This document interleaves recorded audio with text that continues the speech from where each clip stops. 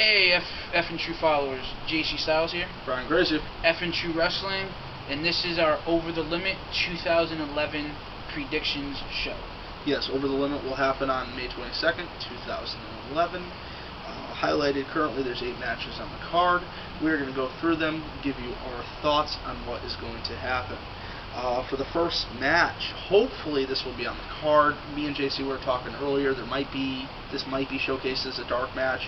I think they did so much build on the show, though, to stick it as a dark match would kind of do it a disservice. And with only 8 matches on the card, I really... Well, they wouldn't surprise me if WWE did do it, because, I mean, WWE did it with the United States Championship at WrestleMania. Well, that turned into a big battle royal, though. That was actually kind of trying to be part of a storyline.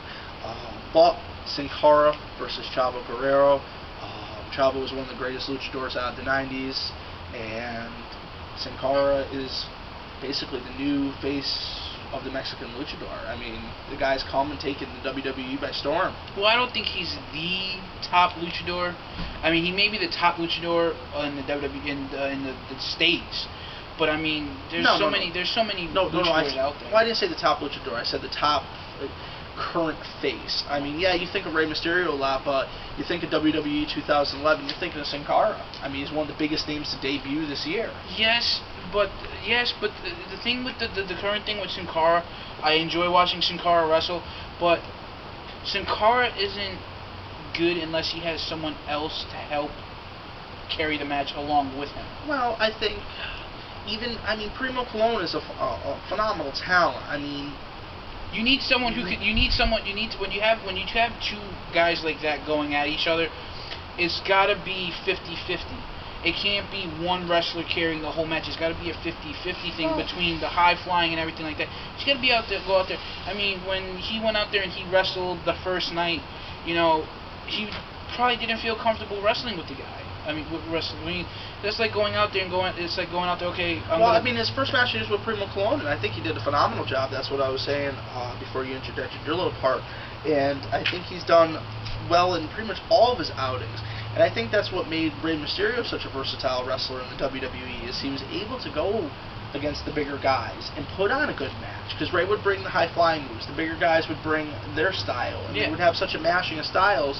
Like, can this small Mexican luchador overcome the big 500-pound monster? What is he going to do? What tricks is he going to have to bring out of his arsenal? But what I was trying to say is that you remember, if you look back at a lot of the greatest high-flying matches, I mean, check out the DVD. I did a review on it. The the world's greatest, WWE wrestling's greatest high flyers. I mean, check it out. I mean, those matches you watch on there, and it's both wrestlers going out there and meshing together with their different version of the style of the wrestling.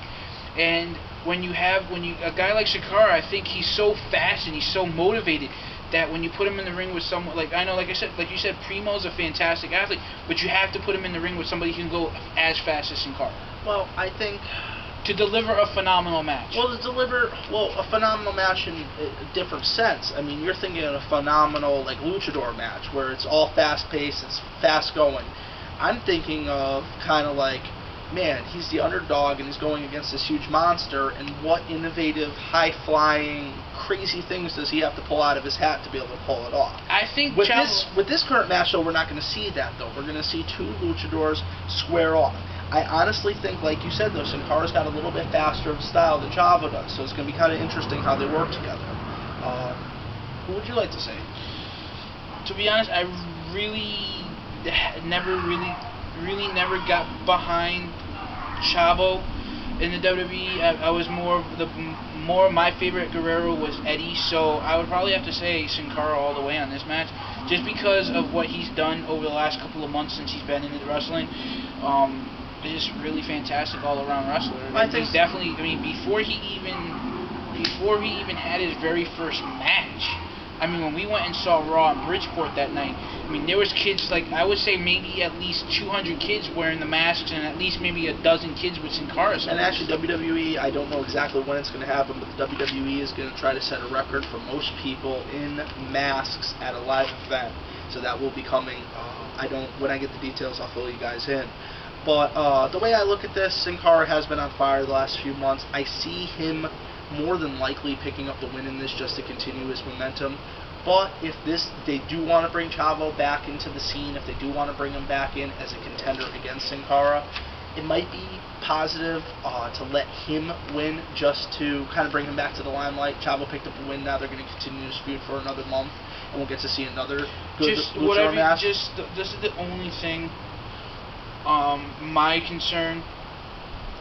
WWE has done it with Rey Mysterio and Chris Jericho I think it was early last year or the year before, career versus mask gimmick matches.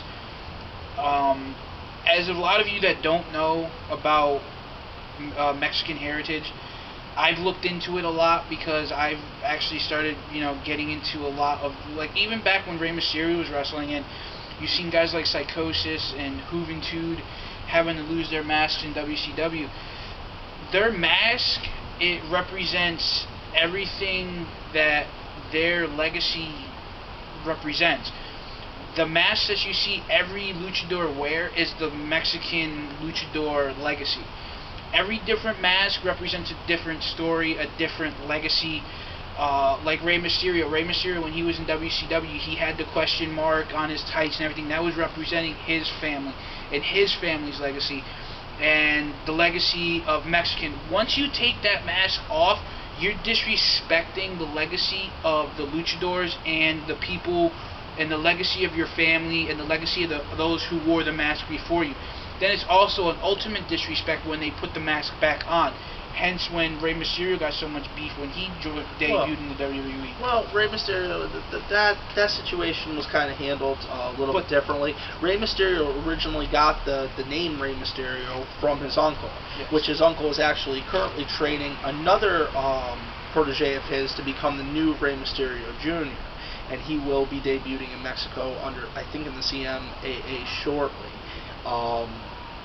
The thing about it is that is also a Mexican tradition, that an older wrestler will train a younger wrestler, like Stu Hart. Yeah, well, not just like that, but a younger wrestler as his persona. He'll go out there, he'll work matches, and then, like, a part of what this new Rey Mysterio Jr.'s earnings are given back to the man who trained him. Well, it's basically kind of like continuing the legacy of the character himself, the mask, what the mask represents. Well, continuing the character. I mean, yes, they assume the name, they assume the mask, they assume pretty much everything, except, they got to give a cut back to that original superstar. But like JC said, Sin Cara, I kind of would like to see Chavo to see this continue. Next, we go into the WWE Divas Championship. We see Brie Bella, who just won the championship actually at the Monday Night Raw that we attended. Yes. She's going to defend against Kelly Kelly. I mean, Kelly Kelly hasn't gotten a shot at contention in a while, but I see whatever happens in this match, I see post-match Karma coming in and just wrecking house. Yeah, it's like especially, this is my question, when is Karma actually going to have her very first match on live TV? Whether it's pay-per-view or it's a live Monday Night Raw show on USA. Because as of right now, they bring her in, and all she's really doing is just whipping, dominating. She also appears on SmackDown as well, which is very interesting, guys. I was looking through channels tonight. I get a channel called Universal HD. I don't know if you guys get it on your cable networks. I get it too. You get a Dish Network. Yeah, the whole night. I kid you not. Starting at, I don't know, it was 5 or 6 o'clock. They played Monday Night Raw. They played SmackDown. They played Monday Night Raw. They played SmackDown. All in HD, guys. It's kind of a nice way to catch up if you haven't gotten to see the show. It was a kind of cool thing, because I think what they actually do is they go Tough Enough, Raw, SmackDown, and then they probably put like a movie on or something. Because I remember when I used to actually, because they would go. Because I flipped through the channels tonight and it was just the 4 shows back to back. Because it was one night when I watched it, when I had my gallbladder removed, it was NXT. It was Monday Night Raw, Superstars, SmackDown. So it was like they had all 4 shows represented. So it's like probably now what they're probably, I don't know if, because obviously Superstars is on the net now. You can't really watch it unless you watch it on the net. So it's probably Superstars might have gotten a new deal. I just don't know the details of that right now. So probably the current thing is it's probably Tough Enough, Raw, SmackDown, and then they probably start the loop. Yeah, maybe Tough Enough was on, but the loop I saw was Raw, SmackDown, Raw, SmackDown. But if you guys don't know, it's there for you to catch these shows in replay, because unfortunately there's no real network that does the replay. USA doesn't show a replay. No. Do they still show the 12 or 1 o'clock replay of Raw? Yes, it's Saturday morning. It's called Raw AM. I think it's at like 3 a.m. in the morning, but 2 or 3 a.m. I mean, it's Raw AM, and all it really is. You would have to have a DVR be up for that. You know? It would be they cram. It's basically a 2-hour show crammed into an hour, and it's just pretty much the most popular thing. It's almost like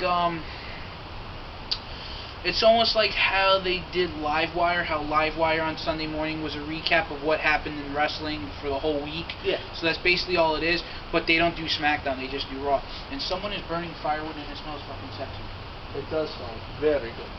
For those of you who don't know, I was in the Cub Scouts when I was a kid.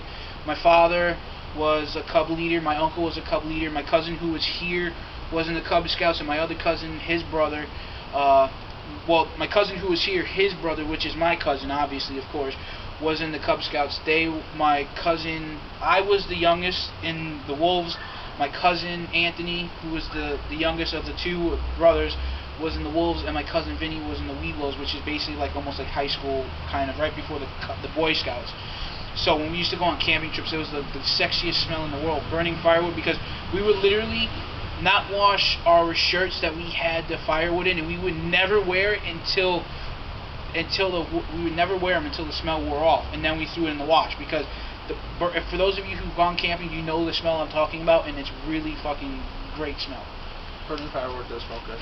But on a side note, any prediction for the Brie Kelly match? Do you think Brie's going to retain? To be honest, I have a feeling Karma's probably going to interfere before anything. It's going to be a double disqualification. Quite possibly let Brie hold on to the title for a little bit longer. Then we're going to see, as I like to call him, Show Kane or Kane Show. They are going to defend Sugar Kane. They're going to defend the World Tag Team Championships against CM Punk and Mason Ryan. I don't really have a prediction for this. I just probably already know what's going to happen. And it's just, for those of you who don't see it happening, it's probably either going to be a two-sided, it's going to be either or. Either you're going to see Nexus interfere, and new Nexus is going to be the tag champs, or you're just going to see Big Show and King dominate, so it doesn't really make a difference. It's 50-50 at this point. I mean, it could be 50-50. I do agree. You're either going to see Mace and Punk pick up the win, or probably with help of the new Nexus. Punk. Yeah, there you go. Well, I called him Mace Punk. But, or you're going to see Show and Kane be dominant. For our next match, this is kind of what I was talking about earlier. The clashing of 2 different styles, Rey Mysterio versus R-Truth. R-Truth has taken the heel turn in the last few weeks. I think he's definitely been a lot more vicious than we've seen previously. For those of you, I've seen R-Truth as heel in TNA. Those of you who have not, he usually goes out there and he speaks whatever's bugging him on his mind, and it looks like he's doing that right now. They're also adding this thing where he actually talks to himself, and then after he viciously beats down on the person, he goes, "It's all your fault. You did this onto yourself." And I don't know. I mean, he's never done that, but I've seen R-Truth as a heel in TNA, and it's nothing new to me, because the vicious streak is always there, no matter who the heel really is. Well, I think it's a nice change for his WWE persona. I think he said it best. I mean, people weren't taking him seriously, and now people are. And I think adding, like JC said, with the whole seeming a little bit crazier than he is, kind of adds an edge to that character, and kind of wonders what that character is going to do next. How is he going to snap? How is he going to react? You put him in the ring against who? I mean, if he beats Rey Mysterio, is he going to beat him down to a bloody pulp afterwards and then go nuts? Are we going to see Rey Mysterio pull, like I said with Sin Cara, pull something out of the hat if they want to, crazy and win the match? I mean, if they want to right now, if this is the current thing they're going to do with R-Truth, then build him up and give him his title shot that he deserves. And I think that maybe, just maybe, I mean, I doubt that they're going to do it, but maybe have him pick up the title for the summer, and then have him, when John Morrison comes back, have him drop it to Morrison for a pay-per-view, and then have John Cena just pick it up. Well, I mean, the thing about it is that Morrison's a nice guy. A lot of people like him, but if you guys have followed our videos, Morrison has a lot of backstage heat coming out of WrestleMania due to the situation with Trish Stratus, due to a situation in his personal life between Melina, him, and Batista. I mean, And at the end of the day, Vince McMahon even said, John Morrison doesn't look like he can kick anybody's ass in a fight. And it's kind of a shame because I like Morrison. I think he's a good competitor. But the way that the WWE is currently thinking, they don't see guys like Morrison or R-Truth as WWE champion. They see guys like The Miz. They see John Cena. You know, they see that type of person. And I can kind of understand, in a way. A lot of younger kids like The Miz, including my broadcast partner. And then a lot of people like Cena. I mean, Cena is a draw. Tell me, with the couple times that we saw WWE this year, that crowd didn't go absolutely insane when Cena came out. You cannot deny that. I think the best time I had going to see Cena wrestle was when we went to Raw, because you heard half the crowd chanting "Let's go Cena," and then you had the other half of the crowd chanting "Cena sucks." And that only really happened since The Rock's return, though. You see it like if you don't really hear it too much when you're sitting ringside, but if you're sitting back further away from the ring, like we were for the Raw show, for the Monday Night Raw, you hear everything a lot better, and it was clear as day. And actually, talking about that, I read some information that we received at F and True headquarters, that the world headquarters. There was a sit-down meeting with the current motivation that they want to use for John Cena and have him be the heel at WrestleMania 28. And they, and funny enough, one of the guys stood up and basically said it like this: well, hasn't John Cena been the heel already since The Rock has come back? But the thing is, it's like how they did WrestleMania 18, where The Rock was the fan favorite going in and Hogan was the face, and then at the end of the pay-per-view, at the end of the match, The Rock was the heel and Hogan was the face.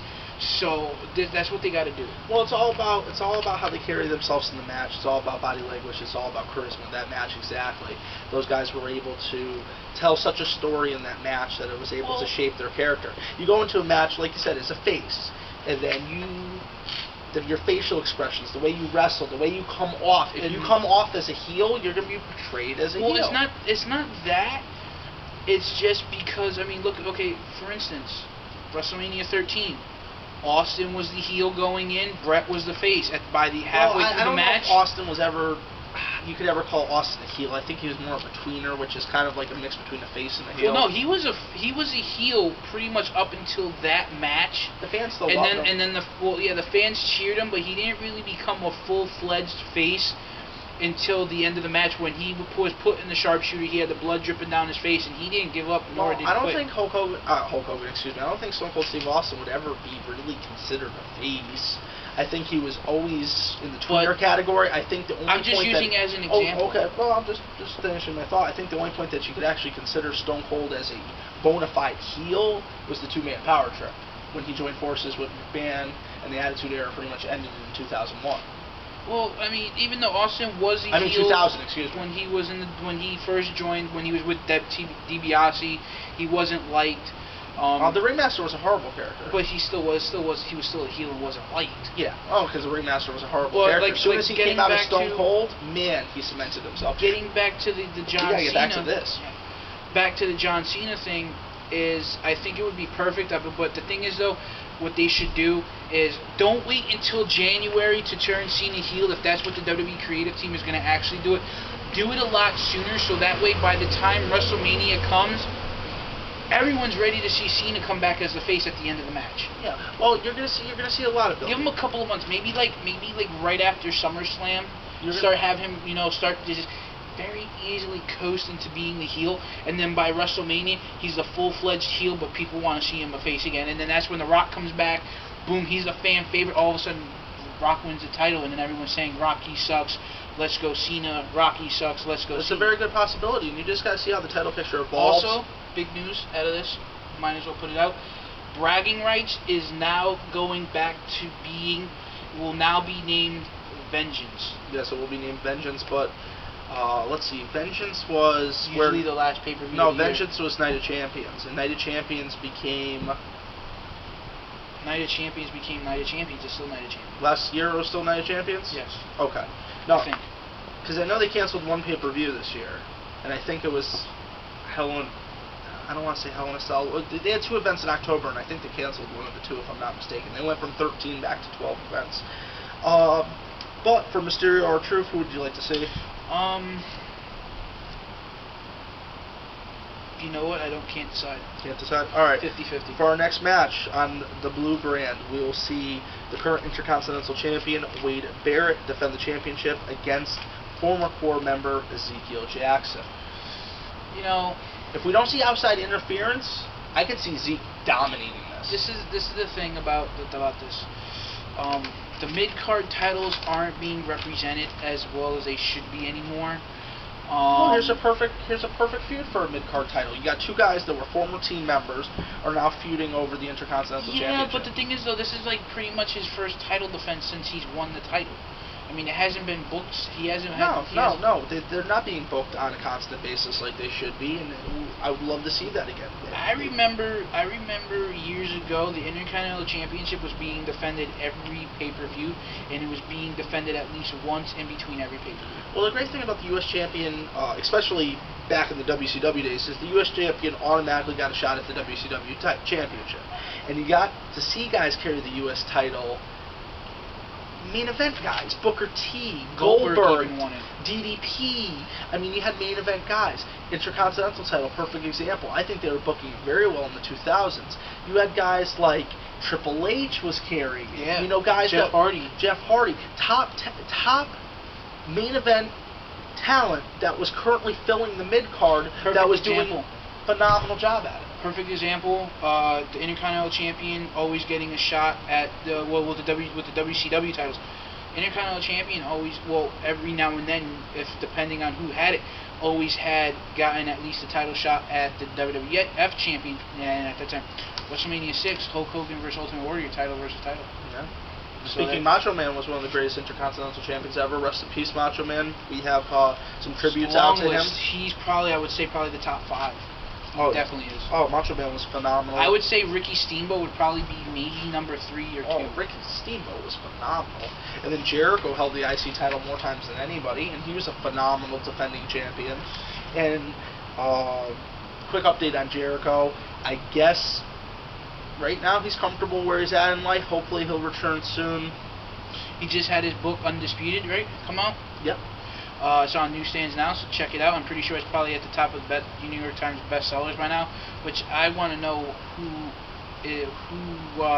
who's kissing whose ass, because there's wrestling books out there that shouldn't even be considered New York Times bestsellers. Well, the thing about it is, with millions of wrestling fans, you get a book that drops, you have a loyal following, they buy all these books in a single 1 or 2 week period, they shoot to the top of the charts, you go a couple of weeks out, you look at the demographics, it goes like this. But some of these books that some of these superstars have authored are phenomenal. Like, I've got Kurt Angle's book in the house, It's True. Incredible story about his father. I learned so much about Kurt. I've had the opportunity to meet him in person. He's an incredible guy. Actually, I was wearing the shirt when I met him, and he looks up at me and he goes, "Nice shirt," with kind of a sad look in his eye because of his friend. If you guys can't tell from there, it's the late great Eddie Guerrero. Great gift from my friend JC here. I want to just touch on this real quick. Sure, please. I didn't really get a chance to talk about it earlier, but when WWE with the changing of the pay-per-views names, I thought that after they dropped the WWF In Your House presents Unforgiven, or WWF In Your House In Your House Over the Edge. Well, the difference between In Your House and full pay-per-views is you got to remember, In Your House pay-per-views were only 2 hours. When they went to the full pay-per-view format, they went up to about 2 3/4.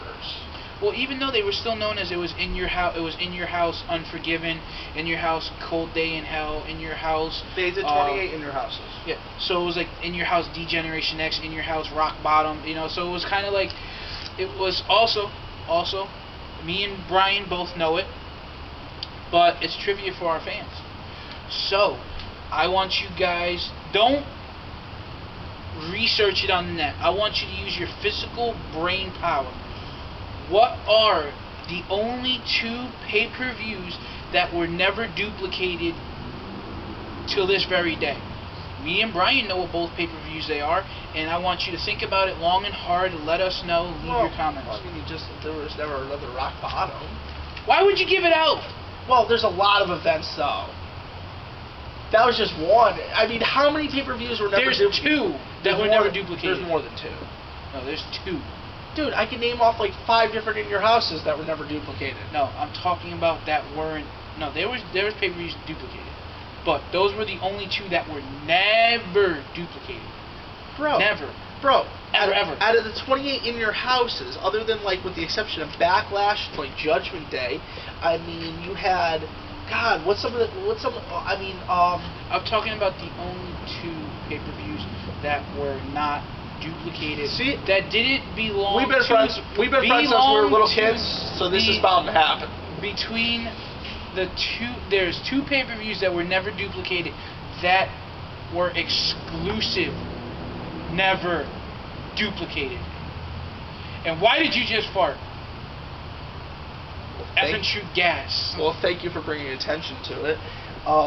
Now, this is at this point. This is when all our viewers just point at the screen and just go. Okay. All right. So for Barrett Jackson, I don't know. I mean, I like the core, but the thing is, these guys are trying to hear our predictions, and they've got like more rant than predictions. So let's run through this card for them. To be honest, I really don't know, because the fact is that I kind of fell off the ball with the core, and just like how I fell off the ball with the Nexus. I mean, it's just, I think that they just need to get the title off of Barrett and maybe in the hands of somebody else, but I have a feeling Barrett's going to wind up holding on to the title. I'd either like to see Barrett defended as a strong champion and showcase some of that wrestling skill that he has, or I'd like to see Jackson pick up the title with his sheer dominance and then see a feud develop between the 2 of these guys. We've got 3 matches left on the card, 2 world title matches, and then before that though, Cole versus Jerry Lawler in a Kiss My Foot match. I'm going to sum up what I think of this right now. Michael Cole can't wrestle. I'm tired of him running his mouth. I know it's a gimmick to make us hate him, so we want to see this more. But at the end of the day, let's go to the next match. I just want to see King whoop his ass. What do you want? Don't care. I don't even want to see this match at all. Jerry Lawler is a phenomenal athlete. He's won over 150 championships worldwide. He needs to dominate. He needs to prove why he is the king of wrestling. Next, on the blue brand, the undercard World Heavyweight Championship, we will see Christian versus Randy Orton. Christian, that's what I said. No, I'm saying you want to see Christian win. I would love to see Christian regain the championship. I kind of understand some of the motivations while putting on Randy Orton. He is the brand's top recognizable face. Yes, he'll put butts in seats, but Christian is well deserving. He's been in the wrestling business for a long time. Yes, he left WWE for a few years to pursue a career in TNA. That should not be a reason he's punished. He deserves this championship. He deserves a shot. And if he doesn't win it this month, I see him winning it next month. I think they need to have the title switch off between Orton and Christian for the next couple of months. What's the shame of having 2-3 different title reigns within 6 months? Keep it interesting. Keep it dynamic. Keep it flowing. Next match. Next match is going to be the top match of the night. The I Quit match for the WWE Championship. There's going to be a lot of back and forth in this match, but hands down, I want to see The Miz pick up the title because I just can't stand John Cena. I've told people in the past, and you can bash me for all you want, but I really cannot stand John Cena. I only bought the shirt because it was a 5X, and I'm trying to build a wrestling shirt collection, which I actually passed that shirt on to my mother afterwards because, to be honest, I never wear it again. The wristbands I gave away, the hat I gave away. To be honest, if I had a chance to take John Cena out myself, I'd probably run him over with a car at least 3 or 4 times. I just really don't like the guy. JC Styles lives above me. I have nothing to do with those comments. You can go see him about the attempted homicide. If it actually does happen, I'm sorry, but the thing is, though, I mean, there's a lot of people in this world that I want to see taken out. You look like Elmer Fudd. I'd probably go on record to say the only other person I would want to see taken out more than John Cena is probably that little fucker Justin Bieber. Oh my God! The best comment I saw on my Facebook the other day. Someone goes, "Where did Jimi Hendrix go? Please bring him back and take this Justin Bieber kid with you." I thought that shit was great, but I mean, to sum it up, I don't mind John Cena. I think he's pretty talented on the mic. He's amusing, this, that, and the other. I'm not saying he's my favorite wrestler. Randy Orton, John Cena, most of the guys from this generation are not my favorite wrestlers. I go back into the 80s. I think of guys like, you know, Steamboat, Rick Martel, Ric Flair, Nick Bockwinkel. I think of legends such as those if I was going to think of one of my favorite competitors, Vern Gagne, you know, someone along those lines. I just don't think, to be honest, I just don't really see John Cena being in the category as a wrestler.